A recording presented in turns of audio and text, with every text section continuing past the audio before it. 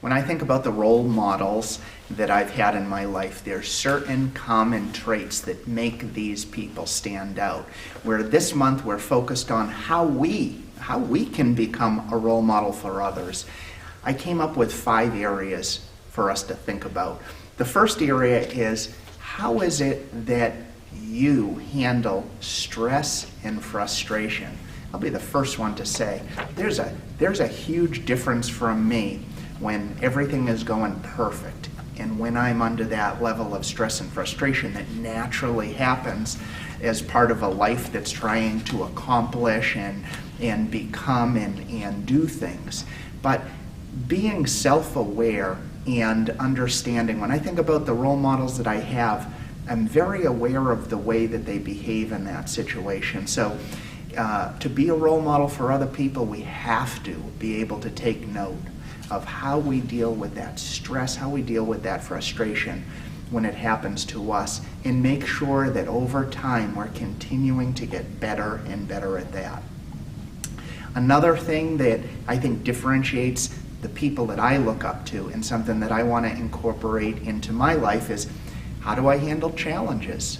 You know, you can know somebody casually for many years, but you learn a lot about somebody's character when all of a sudden challenge hits. It really has a way of revealing the vulnerabilities that we all have. So think about it. If you want to be a role model for other people, how do you, kind of that reflective self, how is it that you handle challenges?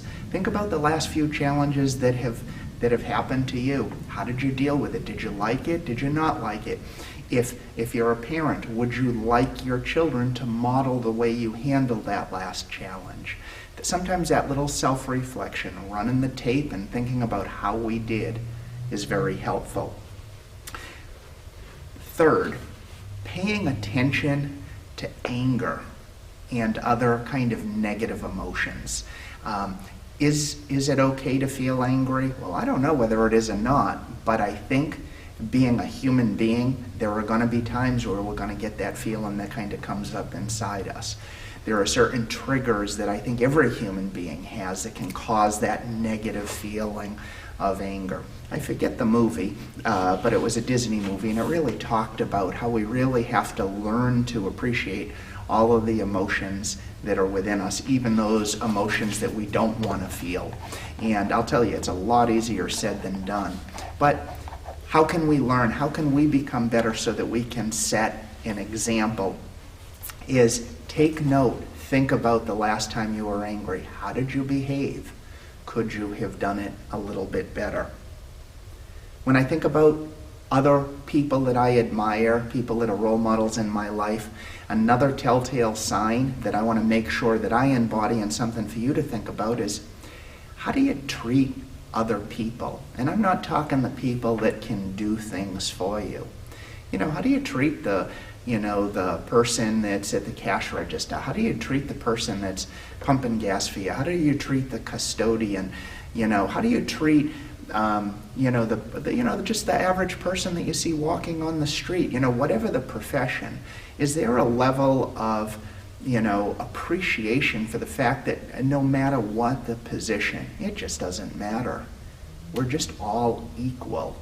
And do you embody that? I know when I think about the role models I have, that's something that I really admire about them. And then the final one, it's how is it that you take care of yourself? Because without continual self-care, without doing those things that you know are going to help you feel good day to day, or at least set you up to have the best possible position to feel good every day, how are you supposed to have the energy to do these other 4 previous things? So self-care has to be important. And again, when I think about the people that I admire, I know they have a regimen, and it's very different depending on their profession and their lifestyle, but they all have that way that kind of sets them up so that they can give kind of the energy and support. that they want to give and be that example for others. So reflect on these things. This month we're focused on how can we become a role model. And, here's 5 simple things that you can focus on just to kind of take note, do a little reflection on, and see if you can improve. I hope this helps because each one of us has the opportunity and also, I think, the responsibility to set the best example we can for the people that we love.